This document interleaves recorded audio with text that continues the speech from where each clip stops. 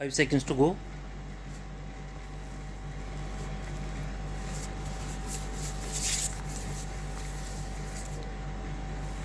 Start. Mr. Vice Chairman, I would now like to make a few observations on the Ministry of Education. Education is basic to any national regeneration.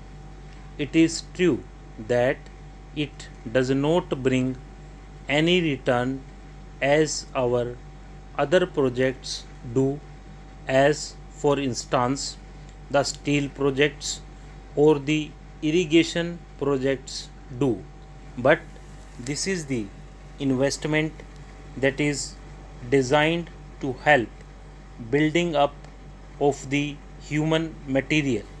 It is agreed that education has expanded after independence and during the plan periods, but it is a matter for concern that the content of education has not been equal to our expectations.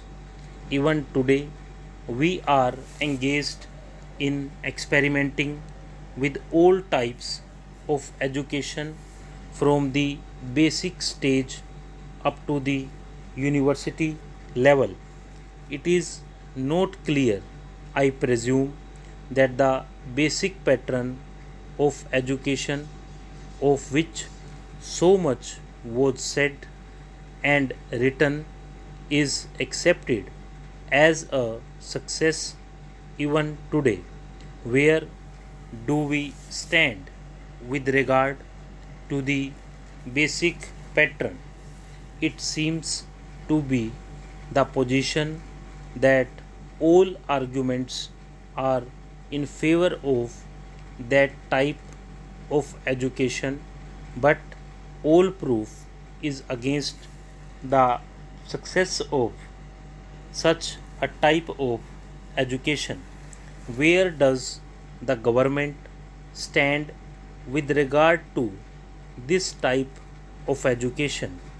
We swore by the basic type of education because it was discovered by the father of the nation. But if it has been a failure, why should not the government say that that is the position? Then again, take secondary education and also collegiate education. 3 years ago, it was said that all universities should have 3 year degree courses, and some universities which were reluctant to accept this reform were more or less compelled to do so, and they accepted it. Now, certain universities find that this scheme is not working satisfactorily, and they feel that they should have a 2 year course in the college before students could enter the degree course. I mention this to show that this eternal tinkering with education should stop, and it should not go on like this. This uncertainty is not only with regard to the main objective of education, the main structure of education from the primary to the collegiate level, but also with regard to the courses of studies, and also with regard to the language or medium of instruction.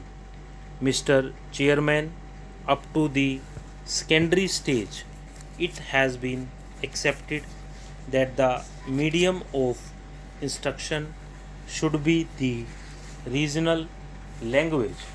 The National Integration Council, however, stated that if universities are to exchange professors, if they have to develop freely, then there should be the common medium of instruction, namely English and Hindi. Now, at the latest National Integration Council meeting, we are told that the medium of instruction in the colleges should also be the regional language ultimately, and if that comes to pass, I ask, how will national integration be achieved? It is permissible to envisage a stage if the scheme of the National Integration Council is implemented where different universities will have different medium of instruction, and the men that will be drawn from these universities will have to man the judiciary of the land and the all India services, but they will not be able to serve in a state other than the one in which they were educated. How can integration be achieved? We are working at cross purposes. It is time that a high power body was appointed to hammer out a national scheme of education having integration as the basic aim and to implement it systematically. The present method of meddling at every stage of education, the present climate in which we are not clear about the medium of instruction at different stages is causing concern to the parents, to the pupils, and weakening the country in the process. This is a major problem at this stage of the development of the country. Then, Mr. Vice Chairman, I would pass on to the Ministry of Transport and Communications. According to this ministry, we are to build a system of national highways, provincial or state highways, an integrated system of communications from the village upwards, but the central government is concerned with the construction of national highways. It is good to have a fine system of national highways. It also serves as a physical link for integrating the nation.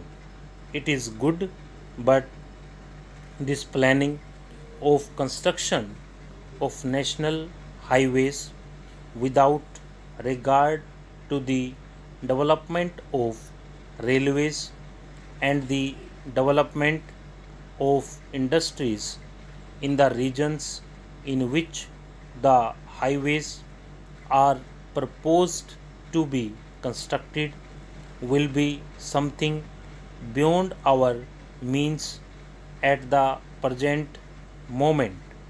Assuming that we have a network of national highways, are they to be put to immediate use?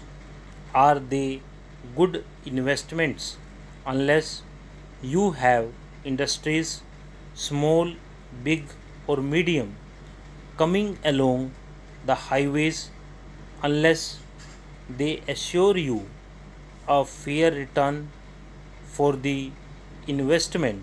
It is not desirable to have a system of highways for the sake of mere transport of passengers. In other words, we should have a scheme of priorities for the national highways so that they can be looked after. Stop.